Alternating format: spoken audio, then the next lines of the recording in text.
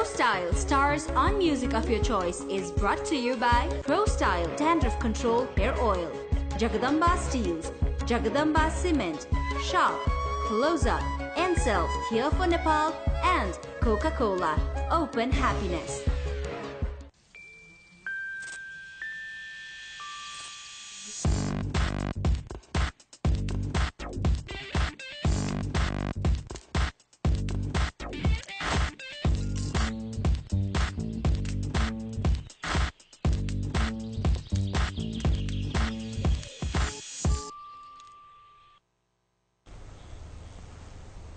Good evening, namaste, and a very warm welcome to a brand new episode of ProStyle Music of Your Choice.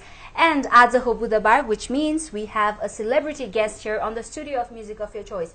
Azako guest ko barema bhannu pardakeri, she is one of the most beautiful women of Nepal, represented Nepal in the international arena and also succeeded in coming up to top 30 as well. Yes, I am talking about the very beautiful, the very elegant Miss Nepal 2012, Shrishti Shrestha. Shrishti, welcome to the show. Thank you so much. So, kasto bhairacha ta bharkarai huncha ni, you've passed down the responsibility to a new Miss Nepal. It feels kind of sad actually because ek varshasamma I'm Miss Nepal थियो अनि we had that honor, I wouldn't say a responsibility हैन, we had an honor to represent each and every woman of Nepal हैन, so it's been so beautiful and it's kind of sad that it's over, but maybe that's why it's special, because it's short lived, but and you cherish every moment. So yeah, so अहिले चाहिँ you must be pretty अलि धेरै free time छ होला अहिले much पहिला भन्दा चाहिँ अलि free नै छ. Okay, so we will talk more with Shrishti. We'll know more about her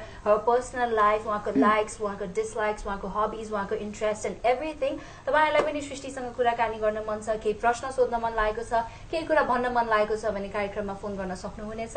Our phone numbers are 400653 and 400654. अहिलेको लागि let's take in our very first caller. Hello. Hello. नमस्ते. नमस्ते. हजुर कहाँदेखि को बोल्दै हुनुहुन्छ?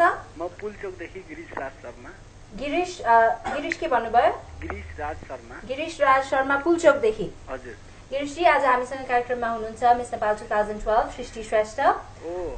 उहाँसँग कुरा गर्नुस् है त. हस् दिन न. नमस्ते गिरीश जी. नमस्ते. सन्चै हुनुहुन्छ? हजुर सन्चै. अनि तपाई? मलाई पनि एकदमै ठीक छ, धन्यवाद. अनि नयाँ वर्ष कस्तो भइराछ हजुरको? नयाँ वर्ष त रमाइलो भइराछ. अनि तपाईको? मेरो पनि एकदमै रमाइलो भइराछ, राम्रो स्टार्ट भयो, अहिलेसम्म राम्रै भइराछ. Let's hope.